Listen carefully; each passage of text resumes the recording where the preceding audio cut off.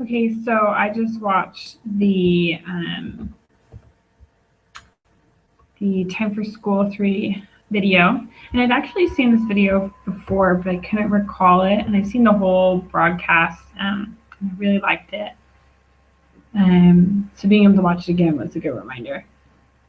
Um, I noticed how interesting it was that how different these four kids that we watched, how you could see school is valued through their family, if they did or didn't value it, through the girl or the boy that we watched, and also through the society that they lived in.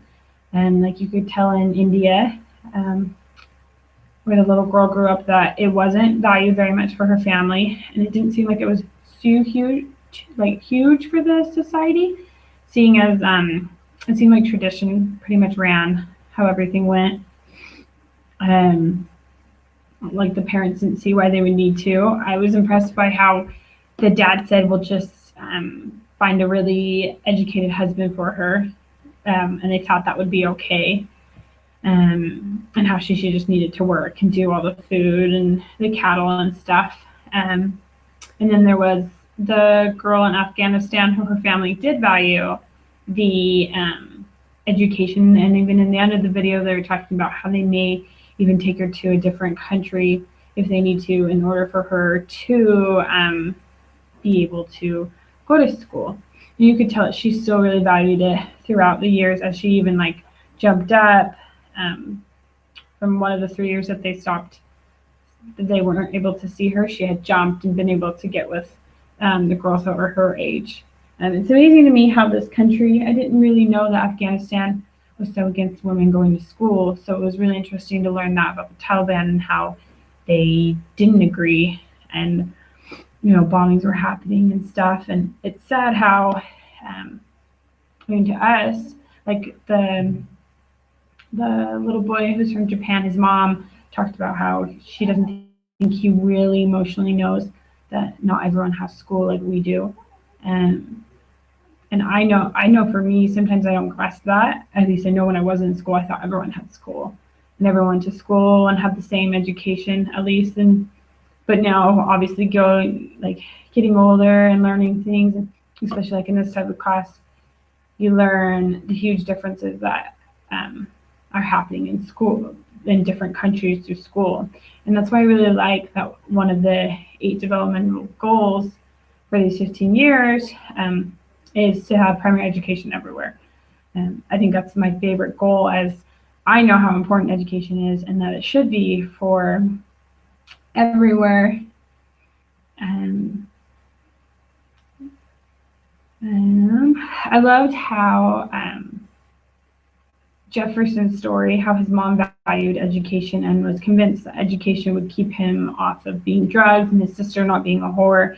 I loved how she valued that, where there's probably a lot of people in that area who don't value that, because they, a lot of the boys probably who go into drug and whoring and stuff are because they need the money, but it seems like that Jefferson's mother just isn't too worried about that, and just keeping him in school, and then even putting him in a different program to, in another way of keeping him off the streets is really good. And it's sad that they had to hold him back because he was just so young and they didn't think he was ready for it, which I understand that they don't think he was ready for it, but it's still like, it's going to be hard for him for that year where he's already learned everything and been with that group, and now he's going to have to go back and do it all over again, which could really cause him to fall away from school or even lose his love of school. And I know for me, if I had to be, I did first grade twice, but because I had moved to a different state, that I didn't even really notice that I had done first grade twice. But I think if I had to do a grade again in the same high school where all my friends moved up and I was still in like 10th grade again or something, I know I would lose my love for school and my motivation, because everyone else is moving up, and I wasn't. I would feel pretty small, just like that girl in India who she got put in day school with the little kids, and they were making fun of her, and she felt small. I wish there was something they could have done to where she could have been in like a group where she was with the same age group, but also at the same educational level too, which, you know, was partly her parents' fault because they didn't value education and they caused her to practically give up on school because they had her, like, their values were not in with education. So that's all I have to say.